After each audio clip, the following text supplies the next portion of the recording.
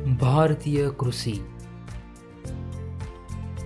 हजारों वर्ष से भारतीय अर्थव्यवस्था में कृषि ने महत्वपूर्ण भूमिका निभाई है।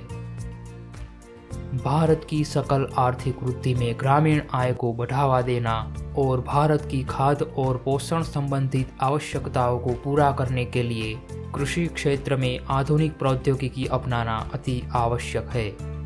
कृषि क्षेत्र में आधुनिक प्रौद्योगिकी में से ही एक है उर्वरक। जी हाँ, आज हम जानेंगे उर्वरक के बारे में। हमारी कहानी जीवन की नींव मिट्टी से शुरू होती है। उर्वरक अपने विभिन्न रूपों में पौधों के विकास के लिए आवश्यक पोषक तत्वों की आपूर्ति में महत्वपूर्ण भूमिका निभाते हैं।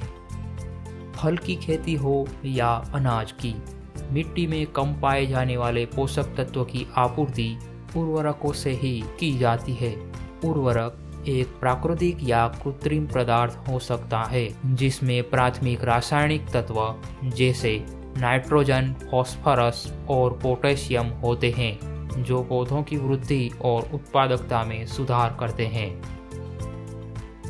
भारत चीन के बाद विश्व का दूसरा सबसे बड़ा उपभोक्ता देश है।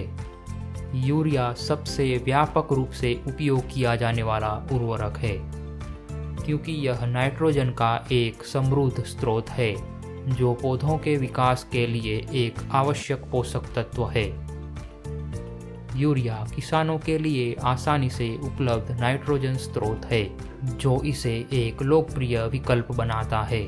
नमस्कार, इंडियन एग्रीकल्चर टेक्नोलॉजी चैनल पर आपका स्वागत है। आप देख रहे हैं हमारा खास प्रोग्राम फर्टिलाइजर, जहां हम अपनी मिट्टी में छिपी दुनिया का पता लगाते हैं। उर्वरकों की दुनिया में आपका स्वागत है। मैं हूं आपके साथ मयूर कुमार। उर्वरक हमारी खाद्य प्रणालियों में एक आवश्यक भूमिका निभाता है। यह न केवल भोजन की मात्रा को बढ़ाता है, बल्कि फसल की उत्पादकता और गुणवत्ता भी बढ़ाता है। परिणाम स्वरूप आज हम जो भोजन खाते हैं उसका लगभग आधा हिस्सा उर्वरक के कारण उत्पन्न हुआ होता है। तो चलिए जानते हैं प्रमुख पोषक तत्व के बारे में। प्रमुख 3 पोषक तत्व एक ही बैग में उपलब्ध कराए जाते हैं, जिन्हें अक्सर NPK कहा जाता है।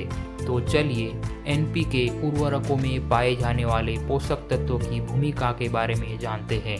N यानी नाइट्रोजन पौधों की वृद्धि के लिए महत्वपूर्ण है, क्योंकि यह प्रोटीन, एंजाइम और क्लोरोफिल के निर्माण में महत्वपूर्ण भूमिका निभाता है।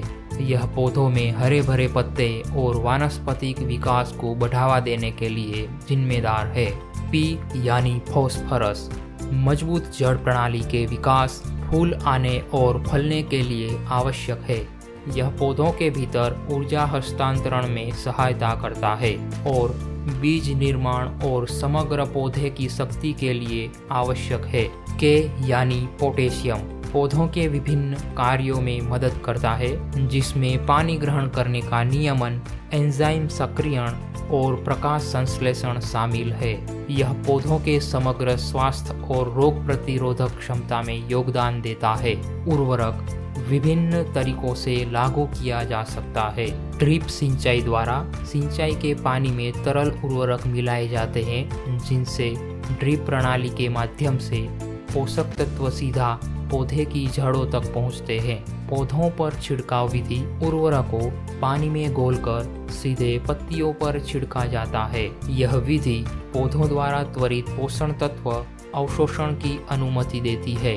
जमीन के ऊपर देना पौधों के चारों ओर मिट्टी की सतह पर फैलाए जाते हैं। यह विधि दानेदार और पाउडर उर्वरकों के लिए प्रचलित है। आवेदन विधि का चुनाव उर्वरकों के प्रकार, पौधों के विशिष्ट आवश्यकताओं और मिट्टी की विशेषताओं पर निर्भर करता है। उचित प्रयोग यह सुनिश्चित करने में मदद करता है कि पौधों को सही मात्रा में सही पोषक तत्व प्राप्त होते हैं, जिससे स्वास्थ्य, विकास और उपज को बढ़ावा मिलता है। पौधों पर छिड़काव विधि सबसे अच्छी मानी जाती है, क्योंकि खाद और जमीन दोनों की बर्बादी रोकी जाती है। खाद जमीन में ना लगने से खरपतवार में भी काफी कमी पाई गई है। भारत में खनिज उर्वरकों की मांग को देखकर और जमीन की उपजाऊ शक्ति कम न हो, इसलिए भारत में अब कई सारे नवाचारों के बाद नैनो उर्वरक की खोज की गई है। भारतीय किसान जलवायु और भूमि को नुकसान पहुंचाए बिना फसल में उत्पादन अच्छा ले सकते हैं। उम्मीद है कि दी गई जानकारी आपको पसंद आई होगी। अगर आपके पास हमारे लिए कोई भी फीडबैक है तो नीचे दिए गए कमेंट बॉक्स में कमेंट करना न भूलें। ऐसी ही और जानकारी के लिए इंडियन एग्रीकल्चर टेक्नोलॉजी चैनल को लाइक, शेयर एंड अभी सब्सक्राइब करना न भूलें। वीडियो देखने के लिए धन्यवाद।